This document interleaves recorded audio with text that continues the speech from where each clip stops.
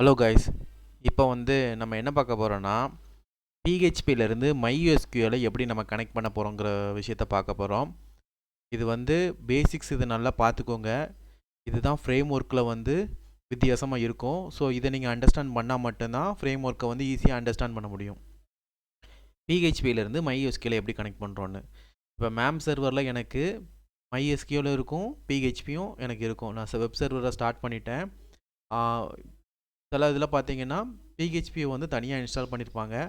அப்படியும் பண்ண முடியும். ஆனால் நமக்கு மேம் சர்வரே போதும்.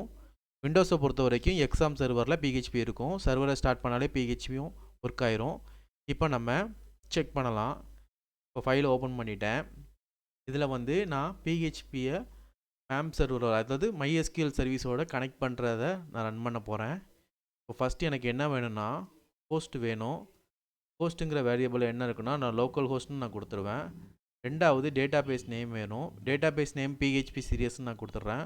மூணாவது யூசர் நேம் வேணும். நாலாவது பாஸ்வேர்டு வேணும். சரிங்களா? இதை வச்சு தான் நம்ம MySQL கனெக்ட் பண்ண போகிறோம் பிஹெச்பியிலேருந்து. ஸோ இப்போ MySQL கனெக்ட் பண்ணுறதுக்கு என்ன கோடுன்னு பார்த்தீங்களா, கனெக்ஷன் சொல்லிட்டு நான் ஒரு டேட்டா கொடுத்துட்டேன். இதில் பார்த்தீங்கன்னா நியூ MySQL கனெக்ஷன்ஸ் MySQLன்னு ஒன்று இருந்துச்சு. அது பார்த்தீங்கன்னா ஓல்டு வெர்ஷன், அது இப்போ சப்போர்ட் ஆகாது. இப்போ MySQL மட்டும் தான் சப்போர்ட் ஆகும். இது ஆப்ஜெக்ட் ஓரியன்டட் மெத்தட் மூலமாக இப்போ நம்ம கனெக்ட் பண்ணியிருக்கோம். இதுவே ப்ரொசீஜரல் ஓரியன்டட் மூலமாகவும் நம்ம கனெக்ட் பண்ணலாம். சரி, இப்போ நம்ம செக் பண்ணி பார்க்கலாம். இப்போ பார்த்தீங்கன்னா யூசர் நேம் எனக்கு MySQLோட யூசர் நேம் ரூட்டு தான், பாஸ்வேர்டு ரூட்டு தான். ஸோ நான் வச்சுக்கிட்டேன். இப்போ என்னோட பிஹெச்பி மைட்மி நான் ஓப்பன் பண்ணிக்கிறேன். லோக்கல் ஹோஸ்ட்டில் பிஹெச்பி மைட்மி இருக்குது. இதில் டேட்டாபேஸ் இருக்கும். இதில் நான் என்ன பண்ணுறேன், ஒரு புது டேட்டாபேஸ் நான் க்ரியேட் பண்ணிக்கிறேன். பிஹெச்பி சீரியஸ்னு டேட்டாபேஸை கிளிக் பண்ணிட்டேன். இதில் பார்த்தீங்கன்னா டேட்டாபேஸ் நேம் பிஹெச்பி சீரியஸ்னு க்ரியேட் பண்ணிக்கிட்டேன். சரிங்களா? பிஹெச்பி சீரியஸ்னு டேட்டாபேஸ் நான் க்ரியேட் பண்ணிட்டேன். இப்போ இந்த நேமை தான் நான் அதில் கொடுக்கணும். டேட்டாபேஸில் கனெக்டிவிட்டியில் பார்த்தீங்கன்னா இப்போ அந்த கோடை பொறுத்த வரைக்கும் பார்த்தீங்கன்னா என்ன இருக்குன்னா, இதாக அந்த இடத்துல பிஹெச்பி சீரியஸ்னு கொடுக்கணும். இதில் ஹோஸ்ட்டுங்கிறது எதை மீன் பண்ணுதுன்னா, இப்போ வெப் சர்வர் ரன் ஆகி நமக்கு மேலே ஒரு ஹோஸ்ட்டு காமிக்கல, அதுதான் ஹோஸ்ட் அட்ரஸ். ஹோஸ்ட் அட்ரஸ்னால் எதுவாக இருக்குன்னு பார்த்தீங்கன்னா இதுதான் ஹோஸ்ட் அட்ரஸ்ஸு. இந்த ஃபஸ்ட்டு வருது பார்த்தீங்களா, இதான் ஹோஸ்ட் அட்ரஸ்ன்னு சொல்லுவாங்க. சரிங்களா? சரி, ஓகே. இப்போது ஹோஸ்ட் அட்ரஸ் நம்ம கொடுத்தாச்சு. இப்போ பார்த்தீங்கன்னா டிபி பிஹெச்பி சீரியஸ்னு டேட்டாபேஸ் நேம் நான் இப்போ தான் காமிச்சேன். அந்த டிபி நேம் கொடுத்தாச்சு. இது யூசர் நேம் பாஸ்வேர்டு நான் மேம் சர்வர் யூஸ் பண்ணுறதுனால இதோட user name root, password root. XAMPP server use பண்ணிங்கன்னா இதோட யூசர் நேம் ரூட் இருக்கும், பாஸ்வேர்டு எம்டியாக தான் இருக்கும். சரிங்களா? சரி, இப்போ நான் என்ன பண்ண போகிறேன், டிபி கனெக்ஷன் பண்ணுறதுக்கு இந்த நியூ ஆப்ஜெக்ட் ஓரியன்டட் மூலமாக நான் கனெக்ட் பண்ணுறேன். நியூன்னு வந்துட்டாலே இது ஆப்ஜெக்ட் ஓரியன்டட். இதில் host, user name, password, database name நம்ம கொடுத்தாச்சு. சரிங்களா? சரி, இப்போ எனக்கு கனெக்ட் ஆகிருந்துச்சுன்னா எனக்கு கனெக்ஷன் கரெக்ட். இது இஃப் கண்டிஷனில் கனெக்ஷனில் இது அட்ரிபியூட்ஸ்லாம் இருக்கும். இந்த ஆப்ஜெக்ட் ஓரியன்டட் மூலமாக நான் கால் பண்ணுறேன். இது இதோட மெத்தட். இந்த கனெக்ஷனுக்குள்ளே உள்ள மெத்தட், அதாவது இந்த டேட்டா ரிட்டர்ன் பண்ணும்போது இந்த டேட்டாவில் இந்த மாதிரி மெத்தட்லாம், எரர் மெத்தட்லாம் நம்ம இருக்கும். ஸோ அது மூலமாக கனெக்ட் பண்ணி இது ட்ரூவாக இருந்துச்சுன்னா இந்த கனெக்ஷன் இதோட எனக்கு வெளியில் வந்துரு. டையினா என்ன அர்த்தம்னா, இதுக்கப்புறம் ப்ரோக்ராம் எக்ஸிக்யூட் ஆகாது, அதோட வெளியில் வந்துடும். இப்போ கனெக்ஷனில் உள்ள எரரை ஷோ பண்ணு. அதாவது இதுக்குள்ளே பார்த்தீங்கன்னா பேராமீட்டர் இருக்கும். அது பேராமீட்டர் எப்படின்னா, அதில் நம்ம என்ன டேட்டா கொடுக்குறோமோ அது அப்படியே நமக்கு டிஸ்பிளேயில் இதோட ப்ரோக்ராம் கண்டினியூஸாக ஒர்க் பண்ணுறதை அப்படியே நிப்பாட்டிடும். இதை கனெக்ஷன் ஃபெயில்டு, எதனால் கனெக்ஷன் ஃபெயில்டு ஆயிருக்குன்னு இந்த எரர் நம்பரை நம்ம செக் பண்ண போகிறோம். ஒரு வேளை சப்போஸ் அப்படி நடக்கலைன்னா நம்ம டேட்டாபேஸ் கனெக்ட் ஆகிருக்கா நம்ம செக் பண்ணணும். அப்போ டேட்டாபேஸில் எப்படி எல்ஸ் பார்ட்டு கொடுத்துறேன். எல்ஸ் பார்ட்டு கொடுத்து இந்த மாதிரி கொடுத்துட்டோம்னா இதில் எந்த விதமான பிரச்சனையும் இல்லை, டேட்டாபேஸ் கனெக்ட் ஆகிருச்சுன்னு சொல்லிட்டு எனக்கு இப்போ காமிச்சு கொடுக்கும். இப்போ நம்ம செக் பண்ணி பார்க்கலாம். ஓப்பன் பண்ணிட்டேன். ஓகே, கனெக்ஷன் சக்ஸஸ்ஃபுல்லி, டேட்டாபேஸ் எனக்கு கனெக்ட் ஆகிடுச்சு. சரி, ஓகே. இப்போ பார்த்தீங்கன்னா நம்ம இதுக்கு பதிலாக ஆப்ஜெக்ட் ஓரியன்டருக்கு பதிலாக ப்ரொசீஜர் ஓரியன்டரில் நம்ம செக் பண்ணி பார்க்கலாம். இதுக்கு ரொம்ப வித்தியாசம் இல்லை. MySQL _கனெக்ட், இது ப்ரொசீஜர் ஓரியன்டர். சரிங்களா? இது இப்படி தான் இருக்கும். ப்ரொசீஜர் ஓரியன்டர் கொடுத்துட்டோம்னா அதேமாதிரி இந்த இடத்துலையும் மாற்ற வேண்டியது வரும். இதுக்கப்புறம் கனெக்ஷனுக்கு அப்புறம் கனெக்ஷன் யாராரும் சொல்லிட்டு வரும் இந்த இடத்துல. சரிங்களா? அவ்வளோதான், வேறு ஒன்றும் இல்லை. ரொம்ப ஈஸியாக சாம்பிளாக தான், ஈஸியாக MySQL _எரர் இந்த மாதிரி வரும். சரிங்களா? MySQL _connection error. ஏன்னா ப்ரொசீஜர் ஓரியன்டரில் டேட்டா இந்த இடத்துல ரிட்டர்ன் ஆகாது. அதுக்கு பதிலாக பார்த்தீங்கன்னா இந்த MySQL கனெக்ஷன் எரரில் டேட்டா சேவ் ஆகிருக்கும். நம்ம இதை செக் பண்ணுறோம். ஓகே, இது ட்ரூவாக இருக்குது. இது ட்ரூவாக இருக்குன்னா இந்த கண்டிஷனில் MySQL கனெக்ஷன் எரர் என்னன்னு சொல்லிட்டு நமக்கு காமிக்கும். சரிங்களா? இப்போ சப்போஸ் நான் இதை வந்து என்ன பண்ணுறேன்னா ரூட்டோட பாஸ்வேர்டை வந்து ரிமூவ் பண்ணி விடுறேன். தப்பாக கொடுத்துருக்கேன். இப்போ எனக்கு என்ன எப்படி எக்ஸிக்யூட் ஆகும் பார்த்தீங்கன்னா failed uncaught MySQL exception access denied for root localhost. அதாவது இதை வந்து என்ன ஆக்சஸ் பண்ண முடியல, இதில் வந்து சம் ப்ராப்ளம் இருக்குது, இதை என்னென்னு செக் பண்ணுங்கன்னு சொல்லிட்டு ஃபேட்டல் எரர் நமக்கு அடிக்குது. ஸோ ஃபேட்டல் எரர் அடிச்சிட்டாலே நமக்கு வந்து கனெக்ஷனில் ஏதோ தப்பு பண்ணியிருக்கோன்னு அர்த்தம். நம்ம என்ன பண்ணுறோம், மறுபடியும் ரூட்டுங்கிற ஒழுங்காக கரெக்டான பாஸ்வேர்டை கொடுத்துட்றோம்.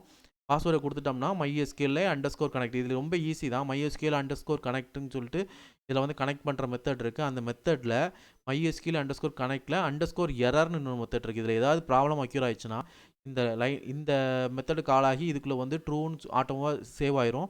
ஸோ நம்ம இதை கால் பண்ணும்போது இந்த கண்டிஷன் ட்ரூவாக இருந்துச்சுன்னா இந்த கனெக்ஷன் வந்து ஆமாம் இதில் ஏதோ தப்பு நடந்திருக்குன்னு சொல்லிட்டு இது வெளியில் போயிடும். சரிங்களா? இப்போ நம்ம அதை ரன் பண்ணி பார்க்கலாம். இப்போ கனெக்ஷன் ட்ரூ எக்ஸிக்யூட் ஆயிரும். ஓகே, ஏன்னா இது வந்து ப்ரொசீஜர் ஓரியன்ட் மெத்தட். இன்னொரு மெத்தட் இருக்குது, அதை நான் சொல்லித்தரேன். அதை பார்த்தீங்கன்னா PDO மெத்தட்னு சொல்லுவாங்க. அதில் வந்து பார்த்தீங்கன்னா கிட்டத்தட்ட ஒரு நிறைய டேட்டாபேஸ் கனெக்ட் பண்ணிக்கலாம். இதில் வந்து பார்த்தீங்கன்னா MySQL மட்டும் தான் கனெக்ட் பண்ண முடியும்.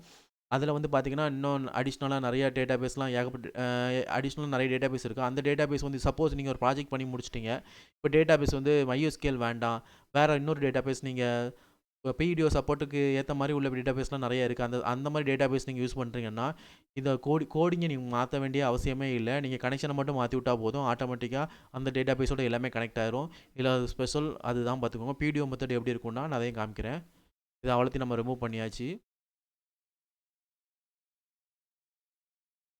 PDOனா PHP டேட்டா ஆப்ஜெக்ட்னு சொல்லுவாங்க. PDOன்னா செக் பண்ணி பார்க்கலாம். அது பார்த்தீங்கன்னா ஃபுல்லாக ஆப்ஜெக்ட் ஓரியன்ட் மெத்தடில் தான் மட்டும்தான் இருக்கும்.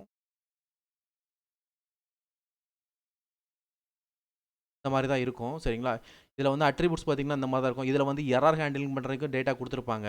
ஸோ அதையும் நம்ம டிஃபைன் பண்ணிக்கலாம். எரர் ஹேண்டில் பண்ணுறதுக்கு இந்த மாதிரி கனெக்ஷன்ஸ் ஆர் டேட்டா அட்ரிபியூட்ஸ் சொல்லி எரர்ஸ் சொல்லி இந்த மாதிரி எரர்ஸ் இருக்கும். ஸோ இது வந்து இதுக்கு மேலே இன்னும் இந்த ஒரு அட்ரிபியூட் எரர் மோடில் இருந்தாலே இந்த எரர்ஸ் வந்து நமக்கு டிஸ்பிளே ஆயிரும். ஸோ நம்ம இதை எப்படி பண்ண போகிறோம்னு பார்த்தீங்கன்னா இந்த இடத்துல இதை ட்ரை கேட்சுக்குள்ளே கொண்டு வர்றது ரொம்ப பெஸ்ட்டு. அப்போ தான் நம்ம வந்து இந்த எரர்ஸ் ஏதாவது த்ரோ ஆச்சுன்னா கேட்சுக்குள்ளே அக்யூர் ஆகும். சரி, இந்த ட்ரை கேட்ச்னா என்னென்னு பார்க்கலாம். ட்ரையில் வந்து சக்ஸஸ்ஃபுல்லாக ப்ரோக்ராம் எக்ஸிக்யூட் ஆயிடுச்சுன்னா எந்த பிரச்சனையும் இல்லாமல் ப்ரோக்ராம் வந்து சக்ஸஸ்ஃபுல்லாக எக்ஸிக்யூஷனை முடிச்சிடும். ஒருவேளை சப்போஸ் ட்ரை பண்ணுற பிளாக்குள்ளே எதுவும் எரர் அக்யூர் ஆயிடுச்சுன்னா அது வந்து கேட்சில் அந்த ப்ராப்ளத்தை ஃபெச் பண்ணி அந்த கேட்சில் உள்ளது வந்து இந்த மாதிரி ப்ராப்ளம் இருக்குன்னு சொல்லிட்டு காமிக்கும். அது எப்படி பண்ணுவோம்னா இதில் வந்து ட்ரைன்னு ஒரு மெத்தட் உண்டு. அந்த ட்ரையை நம்ம இதில் கொடுத்துக்கலாம். ஸோ எப்போவுமே இந்த மாதிரி இப்போ ஆப்ஜெக்ட் ஓரியன்ட் எழுதும்போது ட்ரை கேட்ச் எழுதுறது ரொம்ப அவசியம். ரொம்ப அது வந்து கரெக்டாக அப்போ தான் எல்லாமே ஒர்க் ஆகும். இந்த மாதிரி தான் இருக்கும் ட்ரை கேட்ச் மெத்தடு. இப்போ கனெக்ஷன் PDO எக்ஸப்ஷன், அதாவது இந்த கனெக்ஷன் அட்ரிபியூட்ஸ் என்ன போட்டிருக்கோம், அட்ரிபியூட் மோடில் இந்த மாதிரி இது வந்து பார்த்திங்கன்னா ஸ்டாட்டிக் கண்டென்ட், இது ஸ்கோப் ரெசல்யூஷன் ஆப்ரேட்டர்னு சொல்லுவாங்க. இது நான் போட்டிருந்த டுட்டோரியல் பார்த்துட்டு வந்தால் கண்டிப்பாக உங்களுக்கு புரியும். இந்த ஆப்ஜெக்ட், அதாவது இந்த ஆப்ஜெக்ட்டில் இந்த ஸ்டாட்டிக்காக அந்த அட்ரிபியூட் எரர்னு ஒரு மெத்தட் இருக்குது. அது பார்த்திங்கன்னா அதே மாதிரி எரர் மோட் எக்ஸிக்யூஷன் ஒரு மெத்தட் இருக்குது. இது எதுக்காக செட் பண்ணுறோம்னா இதில் எதாவது ப்ராப்ளம் ஆயிடுச்சுன்னா இது வந்து ஒரு எரர் த்ரோ பண்ணுங்கிறக்காக செட் பண்ணியிருக்கோம். இப்போ எரர் ஏதாவது அக்யூர் ஆயிடுச்சுன்னா என்ன பண்ணணும்னா அந்த ட்ரைக்குள்ள பிளாக்ஸில் வந்து ஏதாவது ஒரு எரர் அக்யூர் ஆயிடுச்சுன்னா உடனே அந்த கேட்ச் பிளாக் வந்து அதை கேப்சர் பண்ணிடும். அதான் PDO எக்ஸப்ஷனில் ஏதாவது ஒரு ப்ராப்ளம் வந்துச்சுன்னா இந்த PDO எக்ஸப்ஷனில் வந்து இதை கேட்ச் பண்ணிக்கோன்னு நம்ம இதில் கொடுத்துருக்கோம். சரிங்களா? இப்போ கொடுத்த உடனே என்ன ஆகும்னா ஈயில் வந்து அந்த எரர் இருக்கும். அந்த எரரை எப்படி பார்க்குறேன்னா எரர் மார்க் கொடுத்து கெட் மெசேஜ்னு எடுத்தோம்னா இந்த இதில் உள்ள எரர்ஸ் வந்து டிஸ்பிளே ஆயிரும். இப்போ நமக்கு இந்த இடம் இது வந்து இது எல்லாமே தேவைப்படாது. இதில் வந்து ஹோஸ்ட்டு டேட்டாபேஸ் நேம் கொடுத்தாச்சு, யூசர் நேம் பாஸ்வேர்டு. சரிங்களா? இது இந்த மாதிரி தான் கொடுப்போம். ஏன்னா இதில் பார்த்தீங்கன்னா MySQL procedure oriented object oriented இது நாளையும் தனித்தனியாக கொடுக்குற மாதிரி இருக்கும்.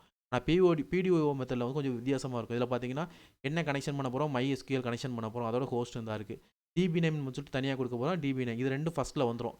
யூசர் நேம் பாஸ்வேர்டு மட்டும் தான் ரெண்டாவது வரும். ஸோ இதுக்கு கொஞ்சம் டிஃப்ரென்ஸ் உண்டு. இது கொஞ்சம் நல்லா நோட் பண்ணிக்கோங்க. இந்த MySQL ஏன் இது வந்து இது வந்து ஒரு லைப்ரரி மாடல், நல்லா ஞாபகம் வச்சுக்கோங்க. இது ஒரு மாடல்னு சொல்லுவாங்க. இது வந்து PHPயில் இன்பில்ட்டாகவே மாடலாக இருக்கும். அந்த மாடல் இருந்தால் மட்டும்தான் நம்ம இதை யூஸ் பண்ண முடியும். ஸோ இதை PHP வந்து அந்த வெர்ஷன் செக் பண்ணுவாங்க. PHP வெர்ஷன் செக் பண்ணும்போது அதில் காமிக்கும் PDO எனபிளில் இருக்கா டிசபிளில் இருக்கான்னு காமிக்கும். ஒருவேளை டிசபிள் இருந்துச்சா அது கான்ஃபிகரேஷனில் போய் நீங்கள் எனபிள் பண்ணணும். எனபிள் பண்ணால் மட்டும்தான் இந்த PDO ஒர்க் ஆகும். சரிங்களா?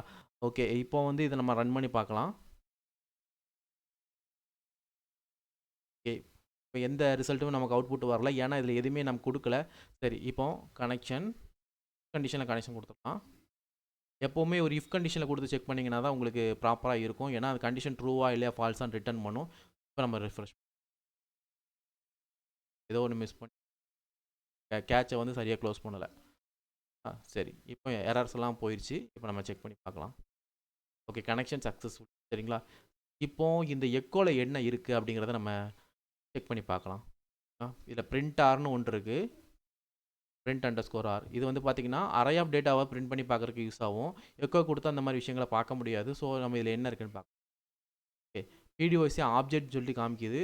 ஓகே, இதை வந்து நம்மளால் பார்க்க முடியல. பட் இதில் வந்து இந்த மெத்தடுக்குள்ளே வந்து என்ன இருக்குன்னு காமிக்குது. சப்போஸ் இதில் ஏதாவது எரர் அக்யூர் ஆயிருந்துச்சுன்னா இந்த கண்டிஷனில் வந்து ட்ரூவாக ஃபால்ஸாங்கிறது கண்டிப்பாக இது ரிட்டன் ஆகும்.